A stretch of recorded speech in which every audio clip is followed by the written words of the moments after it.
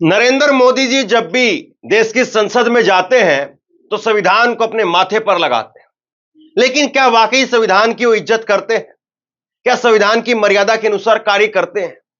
क्या लोकतंत्र की जो परंपराएं रही हैं उनको नरेंद्र मोदी जी निभाते हैं, या ये सिर्फ दिखावा है, ढोंग है, ढकोसला है और कुछ नहीं? आज बीजेपी के ही एक मंत्री ने खुलेआम एक सभा के अंदर कह दिया। क्या कहा कि अगर सरकार बन गई तो ठीक है, और नहीं बनी तो 6 महीने के बाद फिर से सरकार हम बनाएंगे। हमारे दिल्ली वाले तो 6 महीने भी सरकार नहीं चलने देंगे। मैं बात कर रहा हूं हरियाणा की। हरियाणा जहां पर चुनाव होने हैं, 1 अक्टूबर को वोट डाले जाएंगे, 4 अक्टूबर को वहां पर नतीजे आएंगे।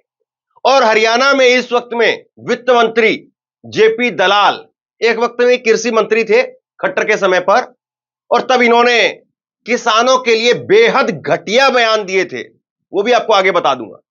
लेकिन अब उन्होंने एक ताजा बयान दिया। उन्होंने अपनी विधानसभा क्षेत्र के अंदर एक सभा के अंदर कहा कि ये कुछ भी कर लें, और अगर ज्यादा ही बुरी से बुरी भी हमारे साथ में स्थिति आ गई और हम सरकार ना बना पाए तो हमारे दिल्ली वाले यानी मोदी और शाह वो 6 महीने के अंदर इनकी सरकार को गिरा देंगे और हम सरकार बना लेंगे। कायदे से ऐसे एक भी नेता को चुनाव लड़ने की इजाजत नहीं मिलनी चाहिए। चुनाव आयोग को ऐसे नेताओं को बैन करना चाहिए अक्रॉस द पार्टी, चाहे वो भाजपा के हो, कांग्रेस के हो, किसी के भी हो, और उस पार्टी के प्रदेश अध्यक्ष की जिम्मेदारी जवाबदेही तय करनी चाहिए। और ये तो खुद मंत्री साहब हैं, यानी सरकार में नंबर 2 की हैसियत है इनकी। तो सरकार की नंबर 2 अगर इस प्रकार के 2 नंबर के काम करेंगे और इस प्रकार के 2 नंबर के बयान देंगे तो बताइए फिर आप देश कैसे चलेगा? और फिर वो बातें तो बिल्कुल ढकोसला लगती हैं कि मोदी जी संविधान को उठा करके माथे पर लगाएं। अगर आप संविधान की इतनी इज्जत कर रहे हैं तो संविधान में तो कहीं नहीं लिखा है कि आप चुनी हुई सरकार को गिरा दें। आप ये कर रहे हैं जो, उससे बीजेपी को लेस मात्र फायदा नहीं होगा, मैं आपको आगे बताऊंगा। लेकिन खैर, जब कहते हैं कि बुद्धि पर पत्थर पड़ जाते हैं तो आदमी के साथ ऐसा ही होता है जो जेपी दलाल के साथ हो रहा है। और जेपी दलाल को अब चुनाव के अंदर लोग क्या करेंगे क्या नहीं करेंगे वो तो वक्त बताएगा। लेकिन हरियाणा के अंदर यह बयान बड़ा चर्चा में है, बड़ा इसको लेकर के लोग चर्चा कर रहे हैं कि यह तो खुलेआम हरियाणा के लोगों को एक तरीके से आंखें दिखाने वाली बात हो गई। अब हरियाणा के लोग वैसे तो दबते नहीं है, आपने देखा कि मेडल में कैसे कुश्ती में पछाड़ पछाड़ करके हरियाणा की बेटियां वहां पर चित कर रही हैं अंतर्राष्ट्रीय पटल पर। तो उन हरियाणा के लोगों को आप डरा रहे हैं, धमका रहे हैं, धमकी दे रहे हैं, ये आपके लिए फायदा करेगा या नुकसान करेगा ये तो आप खुद तय कर लीजिए। मैं बयान एक बार पढ़ करके आपको सुना देता हूं, क्योंकि हरियाणवी में थोड़ा वो बोल रहे हैं और उसके बाद में उनका बयान सुनेंगे। उन्होंने कहा कि हरियाणा में एक शोर मच रहा है कि भाई प्रदेश में कांग्रेस आएगी। अरे भाइयों, इतना रोला यानी इतना झगड़ा कर रखा है कि जब ये आधी आधी हो गई है, यानी लोकसभा के अंदर 50-50 हो गया है, 5-5 हो गया है। पहले 10 की 10 बीजेपी के पास में थी लोकसभा की, और अब 5 कांग्रेस हो गई है और 5 बीजेपी सीटें हो गई है, और 44-42 है। तो मैं तो बुरी से बुरी कहता हूं कि अगर हमसे भगवान रूस गया, भगवान हमसे नाराज हो गया, या फिर कुछ उकचुक हो गई तो हमारे दिल्ली वाले 6ठा महीना नहीं पकड़ने देंगे। जेपी दलाल का कहना है कि अगर सरकार बन गई तो हमारा शीर्ष नेतृत्व 6 महीने भी सरकार चलने नहीं देगा। क्या मोदी जी के यही हथकंडे हैं जिससे उन्होंने ज्योतिरादित्य सिंधिया को लेकर के अपनी सरकार बनाई मध्य प्रदेश के अंदर? फिर उसके बाद आप देखेंगे कभी सचिन पायलट पर डोरे डालते हैं, कभी फिर दूसरे नेताओं को लेकर के आते हैं, मिलिंद देवड़ा को, जितिन प्रसाद को, आरपीएन सिंह को। कितने नेताओं की फेहरिस्त आपको गिनवाई जाए। लेकिन एक बात को बीजेपी के लोग भूल रहे हैं, वो बात यह है कि जब जब आपने इस प्रकार से ऑपरेशन लोटस चलाए हैं और जब जब आपने इस प्रकार से ऑपरेशन लोटस चला करके तख्ता पलट किया है तो जनता ने भी आपका तख्ता पलट किया है। आपको याद होगा सबसे पहले ऑपरेशन लोटस चलाया गया था कर्नाटका के अंदर। कर्नाटका में कांग्रेस ने जेडीएस के कुमार स्वामी को मुख्यमंत्री बनाने का काम किया और कुमार स्वामी की कुर्सी को गिरा करके और बीजेपी ने ऑपरेशन लोटस वहां पर चलाया और येदियुरप्पा को सीएम बना दिया। लेकिन आज देखिए कर्नाटक में वोटर ने ऐसा करंट मारा, और याद करिए नरेंद्र मोदी जी के वो बजरंग बली का जयकारा लगवाना कि बजरंग बली की जय, और ऐसी गदा घुमा करके लोगों ने बीजेपी के ऊपर मारी कि बीजेपी ऑपरेशन लोटस के लायक ही नहीं बची। बीजेपी कर्नाटक में ऐसी स्थिति के अंदर ही नहीं है कि वो कभी सपने में भी ऑपरेशन लोटस की सोच सके।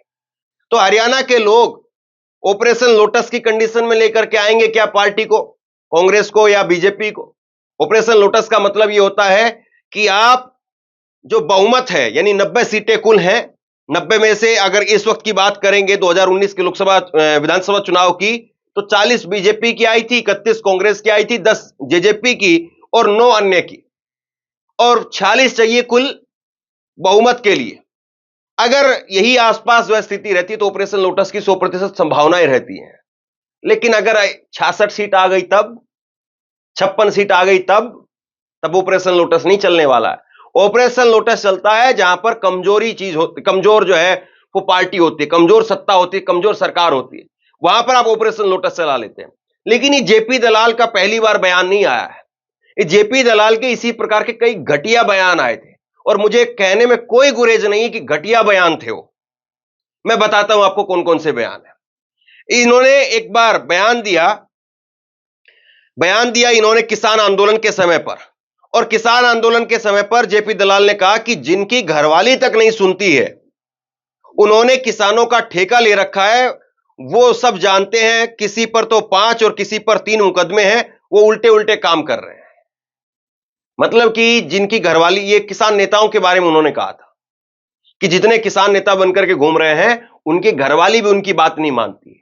मतलब आप अपनी महिलाओं को कठपुतली समझते हैं, ये आपकी सोच है क्या कि आपकी घरवाली है तो आपकी बात माननी ही चाहिए, आपकी घरवाली है तो आपके कहने से उठे, आपकी घरवाली है तो आपके कहने से बैठे, आपकी घरवाली तो आपके कहने से आपके पैर दबाए? तो ये सोच है। सोच में जब ऐसा होता है कि घरवाली जो है वो बात माननी ही चाहिए। हमने तो ऐसा भी देखा कि जिस परिवार में पत्नी की अलग पार्टी के अंदर जो है सत्ता है, या पत्नी अलग पार्टी के अंदर रहती है और पति जो है अलग पार्टी में रहता है, तब उनको क्या कहा जाएगा?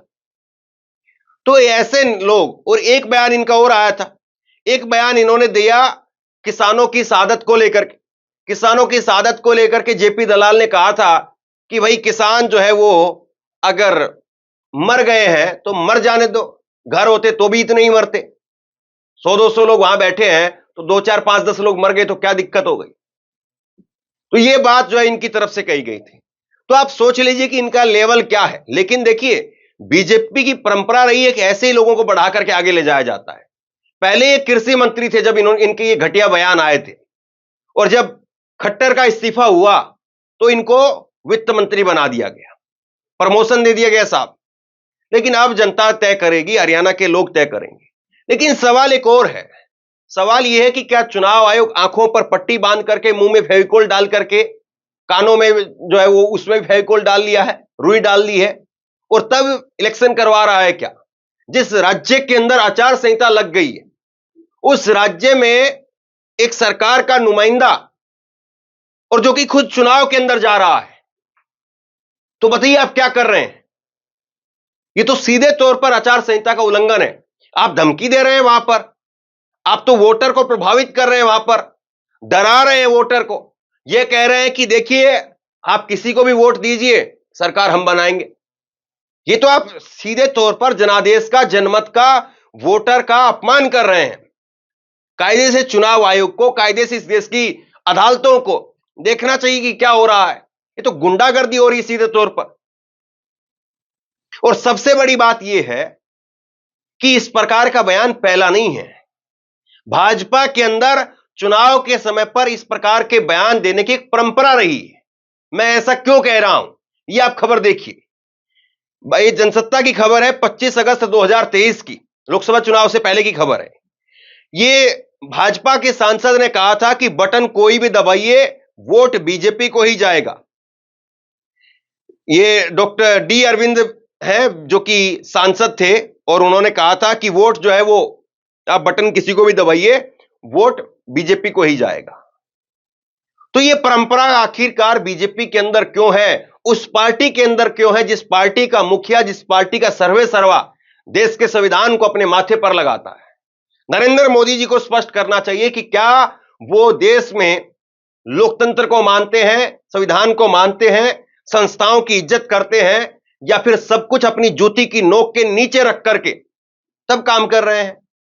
और ऐसे नेताओं के ऊपर क्या कोई कार्रवाई होगी? पार्टी लेवल पर ही करिए कम से कम। आप ऐसे लोगों को टिकट तो मत दीजिए, लेकिन टिकट पक्का है इन लोगों की, पहली लिस्ट में इनका नाम आएगा, पहली लिस्ट में। और ऐसे लोग जो इस प्रकार के बयान देते हैं, सोचिए पर्दे के पीछे किस तरीके से सिस्टम को चला रहे होंगे। ऐसे लोग किस प्रकार से सरकार को चला रहे होंगे, जो खुलेआम इस प्रकार की बात करते हैं, तो वो उद्योगपतियों के साथ में किस तरीके से डील करते होंगे कि भाई इतना पैसा दे दो, इतना पैसा तो चाहिए ही चाहिए। सोचिए जरा इस बात को कि किस तरीके से ये लोग काम करते होंगे। मैं कुछ चीजें आपको और दिखाता हूं।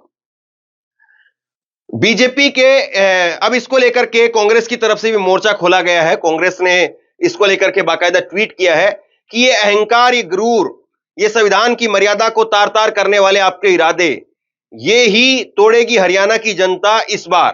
भाजपा के मंत्री का शर्मनाक बयान बताता है कि जनता के वोट के अधिकार की दिल में कोई इज्जत नहीं है। इसके साथ साथ हरियाणा में प्रभारी है दीपक बाबरिया, और उनकी तरफ से कहा गया है कि भाजपा के नेताओं के इस तरह के बोल उनकी मानसिकता को दिखाता है। बीजेपी के मंत्री ने उनकी ही पार्टी की बड़ी साजिश को उजागर कर दी है। ईडी और सीबीआई को इन पर रेड करनी चाहिए। इन्होंने देशद्रोह का काम किया है। जेपी दलाल ने संविधान की खुलेआम धज्जियां उड़ाई है। बीजेपी को इनसे किनारा कर देना चाहिए, इस्तीफा ले लेना चाहिए, पार्टी से निकाल देना चाहिए और जेल में बंद कर देना चाहिए। विधानसभा चुनाव से पहले धांधली करने की बीजेपी की प्लानिंग पहले से ही है। अब इनके मंत्री ने अभी बोला है, बीजेपी को नियमों से कोई लेना देना नहीं है, बीजेपी बस फर्जी तरीके से अपना बहुमत साबित करना चाहती है।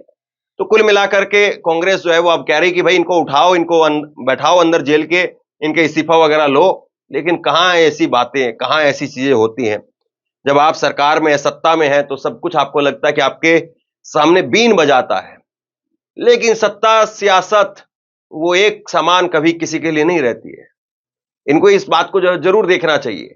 बीजेपी के पास में आज सत्ता जरूर है, लेकिन बड़े बड़े सूरमा जो ऐसा बयान दे रहे थे, बड़े बड़े तुर्रम खां जो कह रहे थे कि हम संविधान बदल देंगे, हम 440 कर देंगे, तो इसका मतलब तो यही है कि 440 होते तो आज हरियाणा में इलेक्शन नहीं होते।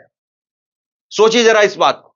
अगर आज ये 240 पर बैठ करके कह रहे हैं कि आप भले इलेक्शन कराओ, भले ही कांग्रेस को जिता दो, भले ही कुछ भी कर दो, भले ही बीजेपी को हरा दो, फिर भी हम सरकार में आएंगे।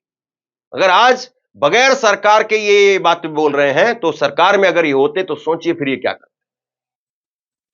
इस वीडियो को शेयर कीजिए और जेपी दलाल के लेकर के चुनाव आयोग को क्या करना चाहिए, सीजीआई को क्या करना चाहिए, देश की अदालतों को क्या स्वतः संज्ञान नहीं लेना चाहिए, आप लोग नीचे कमेंट बॉक्स में लिख करके जरूर बताइए। इस वीडियो को शेयर कीजिए और इसी तरह की तमाम खबरों के लिए ऑनलाइन न्यूज इंडिया को सब्सक्राइब कीजिए।